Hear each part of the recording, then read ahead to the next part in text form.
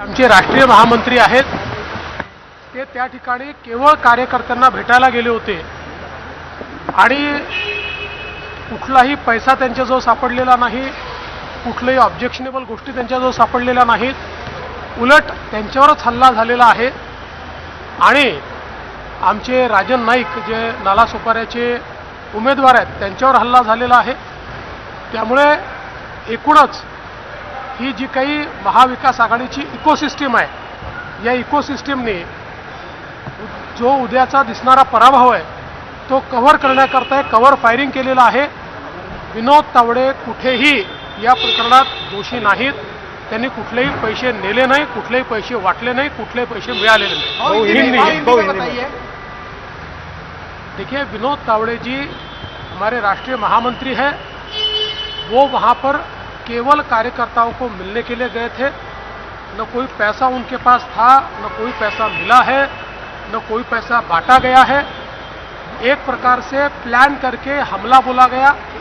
हमारे ही जो उम्मीदवार है राजन नाइक उनको मारा पीटा गया, हमारे कार्यकर्ताओं को मारा पीटा गया और एक माहौल इस प्रकार से बनाया गया. मैं तो ये कहता हूँ कि कल जो पराजय दिख रहा है उस पराजय को कवर करने के लिए ये सारी बहानेबाजी चल रही है और इसमें कहीं पर भी विनोद तावड़े उनका कोई दोष नहीं है.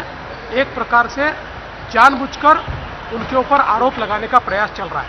आज अनिल देशमुख ने डिस्चार्ज होने के बाद ये कहा है कि मैं बीजेपी से डरूंगा नहीं, आखिरी दम तक लड़ते रहूंगा. कैसे देखते हैं इसको? ऐसा है, अनिल देशमुखांनी सातत्याने या ठिकाणी जसं हिंदी पिक्चरमध्ये सलीम जावेदांच्या स्टोऱ्या या अतिशय पॉप्युलर होत्या तशा सलीम जावेदच्या स्टोऱ्या चालू केलेल्या आहेत.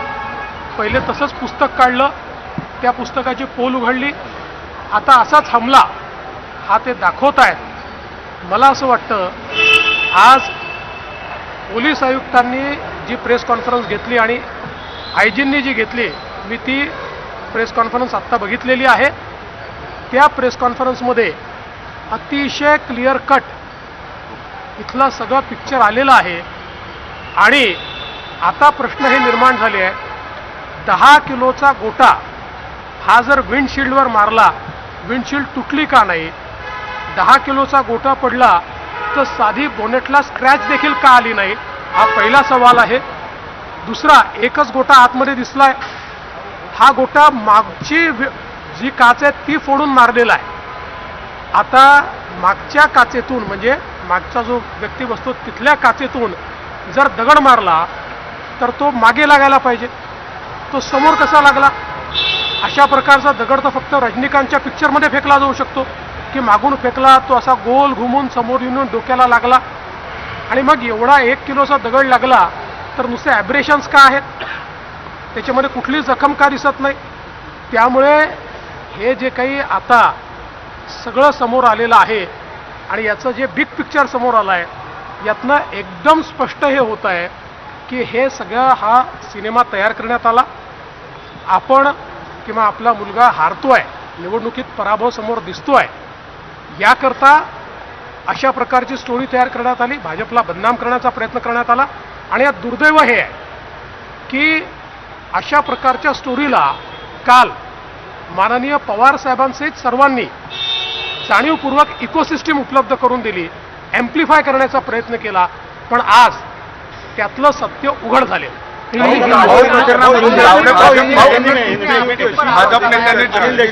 आरोप लगाए हैं आपके ऊपर, क्या कहेंगे? देखिए, अनिल देशमुख इनके मामले में आज जिस प्रकार से जो हमारे एसपी है और जो यहाँ के आईजी है इनकी प्रेस कॉन्फ्रेंस हुई है और उसमें जो खुलासा हुआ है उससे ध्यान में आता है कि जिस प्रकार से सलीम जावेद की स्टोरीज़ ये पुराने सिनेमाओं में बहुत फेमस होती थी, उसी प्रकार से सलीम जावेद की स्टोरी तैयार हुई है. एक स्क्रिप्टेड स्टोरी है, क्योंकि आज जिस प्रकार से सारी चीज़ों को एम्प्लीफाई करके एसपी की प्रेस कॉन्फ्रेंस में बताया गया, मैंने स्वयं उसको देखा है. 2 चीज़ें इसमें ध्यान में आती है. पहले, जो सामने पत्थर दिखता है वो 8 से 10 किलो का पत्थर है. वो अगर विंड स्क्रीन पर मारा गया तो विंडस्क्रीन फूटी क्यों नहीं? और वो पत्थर अगर बोनेट पर गिरा तो बोनेट पर खरोच भी नहीं है, तो ऐसे कैसे संभव है? दूसरा, जो पत्थर अंदर मिला, जो कहते हैं उनको लगा है, वो पत्थर पीछे से फेंका गया है। पीछे से फेंका हुआ पत्थर, क्योंकि पीछे की कांच को फोड़कर वो आया है, तो पीछे से फेंका हुआ पत्थर तो सिर के पीछे लगना चाहिए। वो सिर के बीचों बीच सामने कैसे लग पा रहा है?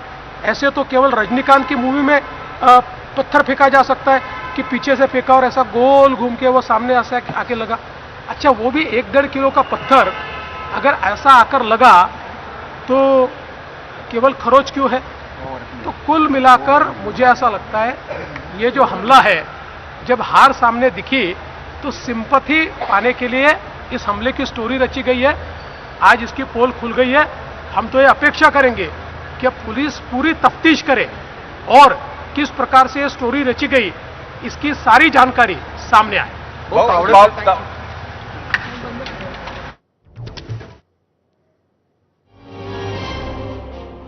तर आपण ऐकत होतो उपमुख्यमंत्री देवेंद्र फडणवीसांना विनोद तावडेंवर विरारमध्ये जे आरोप झाले पैसे वाटण्याचे, ते आरोप खोटे असल्याचे त्यांनी स्पष्ट केलं। आणि त्याचवेळी अनिल देशमुखांवर काल रात्री झालेला हल्ला देखील एक कपोलकल्पित असल्याचं, किंबहुना ती सलीम जावेद यांची स्टोरीज असावी अशा भाषेत त्यांनी त्याची संभावना केली आहे। मंडळी, या झिरो अवरमध्ये तुर्तास वेळ झाली आहे आणखी एका ब्रेकची, पण ब्रेकनंतर आपण दुसऱ्या प्रश्नावरचा महाराष्ट्राचा कौल पाहण्यासाठी पुन्हा भेटणार आहोत।